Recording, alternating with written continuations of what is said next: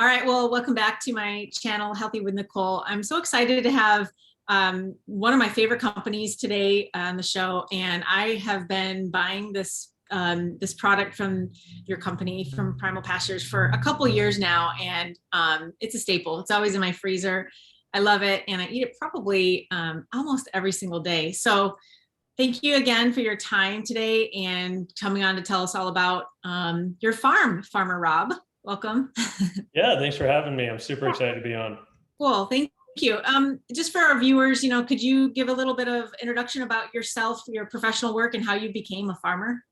Yeah, absolutely. So I am a farmer for the last 10, let's see, we're going on 11 years now.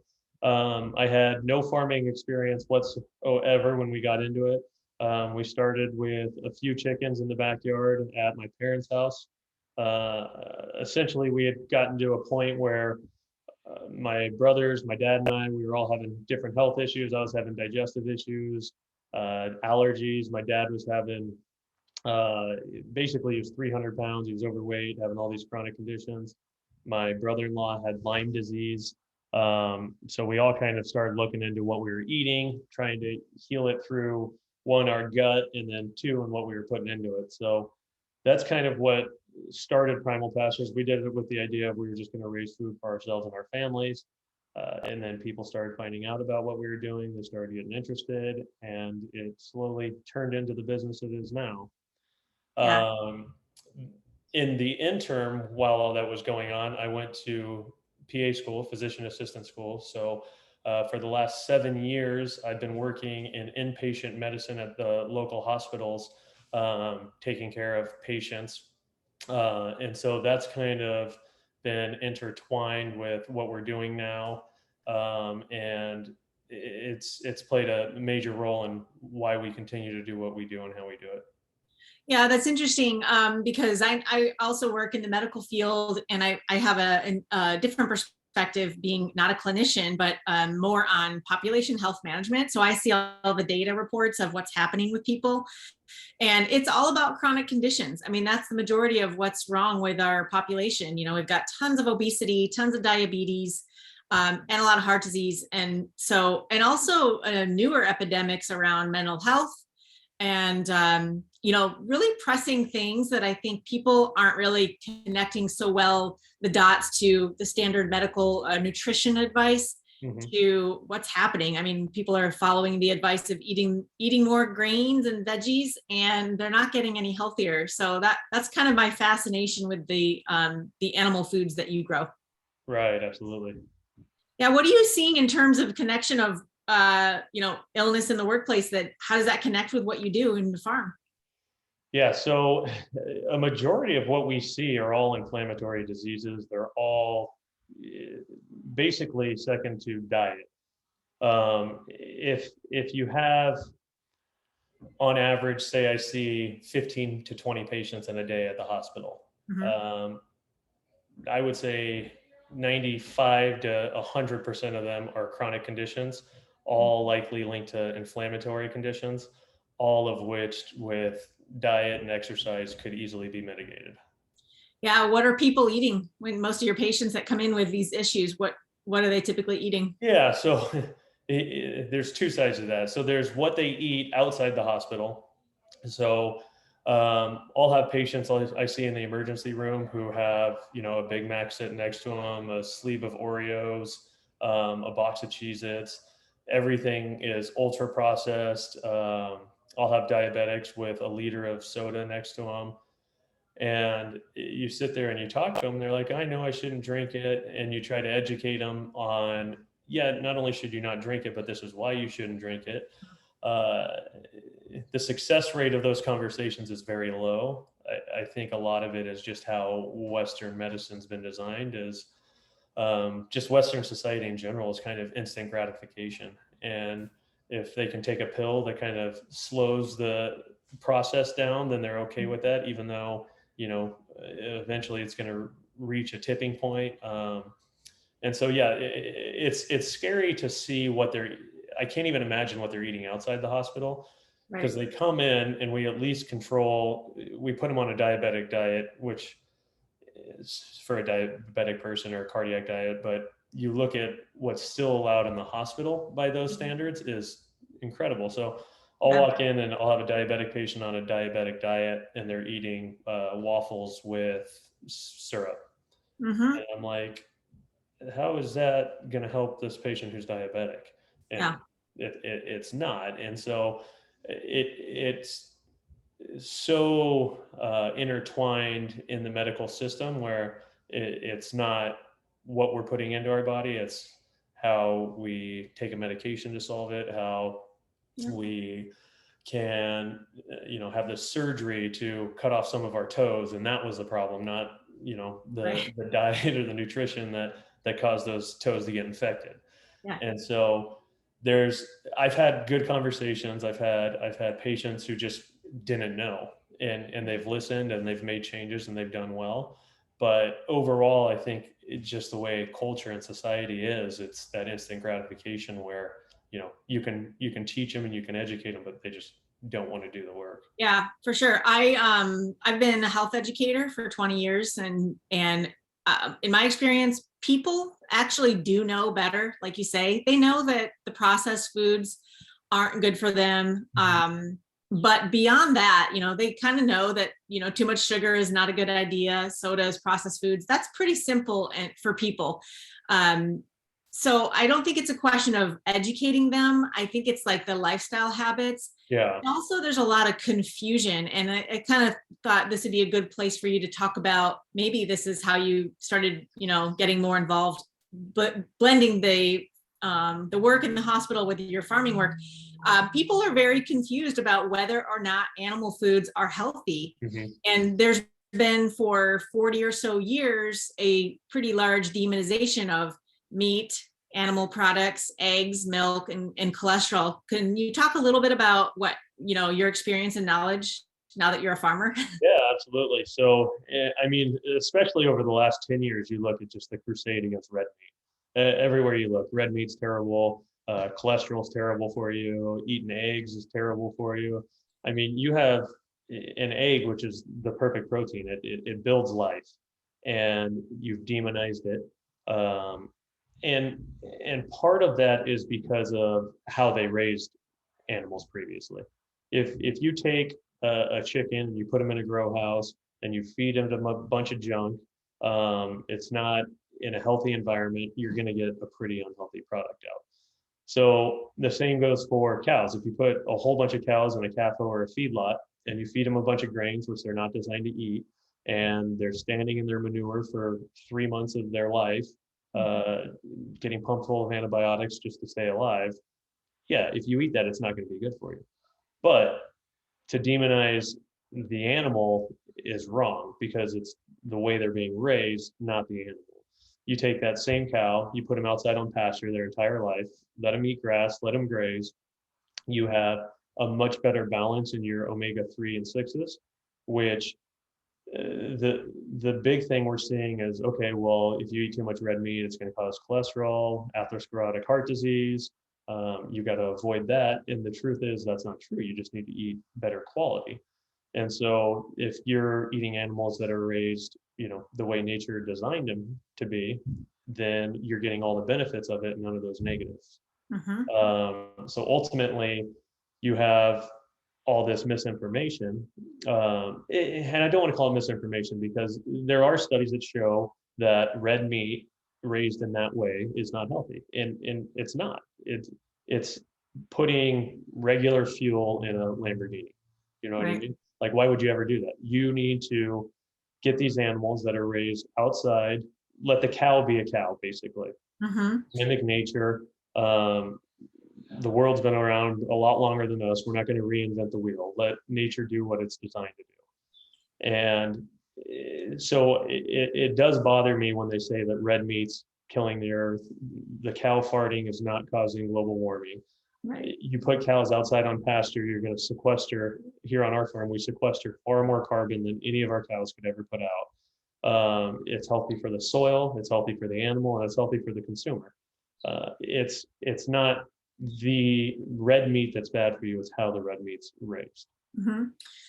Yeah, I think that that is probably the biggest hurdle for people to get over because they're constantly being bombarded by and I'll say the medical establishment and FDA, or really all of these medical associations. They go to their doctor and they have high cholesterol and they're told cut back on saturated fat. Even so, for me, I was diagnosed in 2012 with ulcerative colitis. And I went on an all meat diet and cured it. And a lot of people hate it when I say that, but I will say I cured it Yeah. with an all meat diet. And my cholesterol never went above like 220. And Right. even if it did, it never really concerned me because cholesterol is a healthy thing. So That's the thing. It drives me crazy the way they demonize cholesterol. It's the quality. It's balanced. It's you have to get it in proportions that you're supposed to get it, like the way it naturally occurs. If you load yourself up with omega-6s and not a balanced omega-3, then yeah, it's gonna find its way into your arteries, and it's gonna cause plaque, and it's gonna cause issues. But if you're getting an animal raised properly and you have cholesterol, which is phenomenal for you, it's a huge building block for the body, mhm. then you're going to be better off, like you've noticed. Yeah.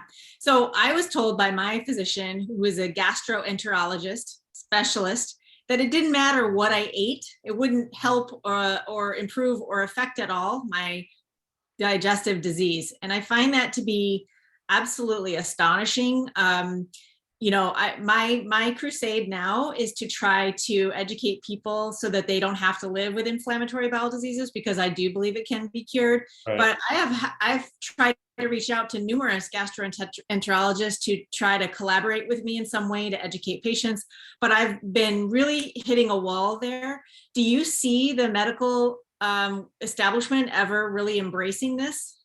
So when we first started our farm 10, 12 years ago, we were on the fringe. To see where that's gone in the last 10, 12 years, to see the grassroots movement, people rally around it, gives me hope. Yeah. Because I do see in the hospital, there's some really good doctors that I work with, whether they're talking about the ketogenic diet, whether they're talking about the carnivore diet. Mhm. There's enough people coming to this outside of medicine that will have an impact inside. Yeah. And I don't think the establishment's going to change from the inside, or I don't think they're going to do it from the top down. Yeah. But with a grassroots movement from, physicians, I work with, I would say 30 to 40% of the physicians I work with are overweight or obese. And so you have to have these people who are, educating patients, taking care of patients, come to this realization on their own. And so as they kind of navigate their own health issues and they, come across this and they get the results, then all of a sudden they can start passing that on to their patients and say, hey, one of the doctors I work with, awesome guy. He was 255 pounds, switched over to like a carnivore keto diet, down to 205, looks amazing, feels way better. And all his patients are like, whoa, you've done this. I've seen you Right. go through this. And then all of a sudden they're like, oh, it does work. Yeah. And so that's what's going to change the system. Yeah. You're not going to get, medicine is owned by corporations. Right. And they're going to do what's best for their bottom line. Mhm. And getting people off medications isn't necessarily that. Right. Yeah. Agreed there. We could go into that whole rabbit hole, but I think it's just really important for people to understand that that the ideas around saturated fat being unhealthy is founded on really poor, false, and falsified evidence. And I think we've known that for long enough now. And then the other big complaint people have about, not wanting to eat meat or animal products in general, is because of its impact on the environment. Now, I know you're going to have a lot to say here. So I want to first say that I grew up on a farm in Michigan, and it's been my lifelong dream to go back to being on a farm. I don't particularly want to be in Michigan again, but to have a farm again. And I know how I would do it. We didn't have grass raised animals at that time. We had cattle that I remember going out and dumping grain on the feed tray and feeding some of the calves with a bottle. And it was like it was just always stuck in my memory. And I think farms can be a really beautiful, amazing places. and people have in their heads these factories where they have, like you mentioned, cows that are full of disease and not raised well. So I think the shift is and has to be, for the health of people and the environment, this way of grass raising animals in the way that you do. But you guys do something a little bit different, and you've called it Beyond Organic. So can you take a minute to explain all that? Yeah, so one of the things that just drove us crazy when we started this was the label games. You pay so much extra money for, organic, soy-free, all these different labels, cage-free, in terms of chicken, free range, all of these labels that they're charging an extra dollar a pound, and they mean nothing. And so when we first started, we're like, all right, well, organic's the trendy buzzword. Let's see what it takes to get certified organic. And you pay this huge bill. It's like $200,000 to go through the certification process, all the madness. And then you look into it and you see what organic actually means, and there's still a ton of pesticides that can be sprayed. They're just fit under the organic label. And so our point is, yes, we meet those standards, but we also go beyond that to the next level. So when we say beyond organic, our biggest thing is come out to the farm, come see how we're doing it, know that we're not doing anything but the way nature intended it. One of the things we hear all the time is sustainable agriculture, and that drives us crazy. We're thinking sustainability is okay, but that's like treading water. Like, you're not making any progress with that. We want regenerative agriculture. We want to leave the land and the animal better than when we found it. Mm-hmm. And so by the way we do things, the way we rotate the animals, we let the ground heal, we let the nutrition soak in, we're regenerating it. We're creating an unbelievable microbiome in the soil. We're making those plants healthier. Our animals come through and eat those plants. We've been doing this 11 years. We've never had to use an antibiotic on an animal once, and we've never had a sick animal. Wow. We put them outside on grass the way they're designed to do. We let them rotate through, and we don't have any issues. That's amazing. Is that normal among grass-fed ranchers? Yeah, I mean, very, very rarely. I know a few people who grass-feed bison who will sometimes give antibiotics because, if you do get a sick cow or a sick bison, it's a little more expensive to lose one and they get scared. Oh, yeah. I don't think that it's necessary. I think it's like you and I think, where if you put your body in a position to handle infection, your body's going to do it. Right. Just like humans, right? Feed us the appropriate food. Same thing with animals, then we probably aren't going to get sick. Exactly. So one thing I've been hearing a lot lately, and I really like it, it's not just what you eat, it's what you ate. So right. Yeah. It's not just what we're eating, it's what, say, the cows we're eating. Mm-hmm. So yeah, we may get a ton of grass in our diet if we're on the carnivore diet, but we're not eating the grass. We're letting the cows eat the grass for us. They process it a lot better because they're designed to. They're a ruminant. They have 4 stomachs that can extract that nutrition. That goes into their organs, that goes into their muscles, and then we eat them and we get that nutrition. Right. Is there any research out about the difference in nutrition with grass-raised animals? Oh, absolutely. So your beta carotene, your vitamin A, your omega-3 to 6 ratios, all of those are significantly improved. I don't have the numbers in front of me, but beta carotene is like 3 times. Your vitamin A is like 6 times in grass-fed pasture-raised animals versus feedlot animals. What I always like to say is, does it feel right? When you go out to, if you can even go out to the farm, does it feel right? Are you standing where the animals are, or are you banned from even going to a chicken grow house because they don't want you to see? Do you have to put a hazmat on to go in and see these chickens? Like, there's no chance you can get me to eat something that I have to put a hazmat on to go in and see. And they do such a good job of hiding it. Like, people don't realize that 99% of chicken raised in America, you have to have a hazmat on to go into the grow. Really? Yeah. Wow, I didn't know that. What is so toxic? It's 2 things. One, they don't want you introducing anything. Oh. They don't want you to track in bacteria. And 2, there's no sunlight, and ultraviolet light kills a lot of bacteria. So you don't have that. You don't have the fresh air. So they're standing in their feces. So there's a ton of bacteria. It's a warm, moist environment, which bacteria loves to grow in. And then they're just sitting in it. And so Yeah. for our animals, they poop on the ground and then every day they move. And so they're on fresh grass every single day. And then the sun comes down and the sun hits that. And so any viruses, any bacteria is taken care of. With chickens, you see all over the country. Southern California was on lockdown with chickens a year and a half ago for Newcastle disease. We raised 50,000 chickens in that time and never had a single issue because Wow. our animals are outside on grass moving around. Where you have these grow houses where it's just a vector of disease, these viruses and these bacteria run rampant through them, and so they have to pump them full of all these vaccines and all these antibiotics. And if you raise them the way nature intended, you avoid all that. Yeah. I haven't eaten conventional chicken or eggs in many years. Unfortunately, I don't get eggs from you guys, but I buy all your chicken and it's delicious. And I definitely feel better mentally and physically because of everything you just said. And isn't it the same with eggs? I mean, I just do not trust the eggs in the market. Yeah. Unless can you explain about your eggs? So the label games with eggs is what's driving me the most.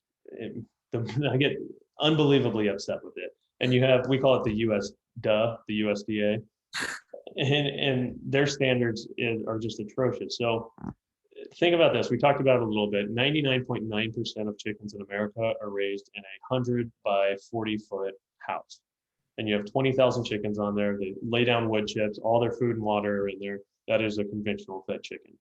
Say you want that chicken to become a free range chicken. You take that same grow house, you go to the end, you cut an 8 by 10 door at the end, put a little concrete pad on the outside. And as long as they have access to the outside, they're now free range. Keep in mind, this grow house is in Fresno, California, where it's 120 degrees in the middle of summer. No chickens going outside. Oh, yeah. Even if they do go outside, they're on concrete. You want that same chicken to become an organic free range chicken. All you do is switch their feed out for organic feed. They're still in a grow house. They're still sitting in their own filth, but now you can charge an extra $1.50 a pound for that. Wow. Yeah. You go to the next level where when we first started this, pasture raised kind of became the gold standard. When you think of pasture raised, they're outside, they're on pasture, it's great. But even pasture raised just means that they have access to the outdoors. It's mislabeled, misused.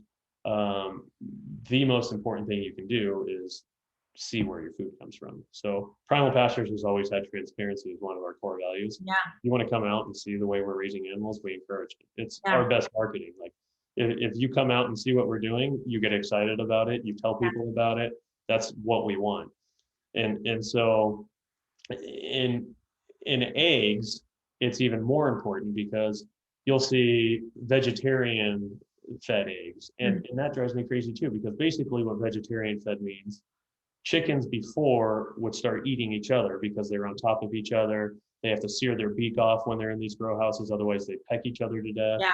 And so they started refeeding chickens to chickens to save money.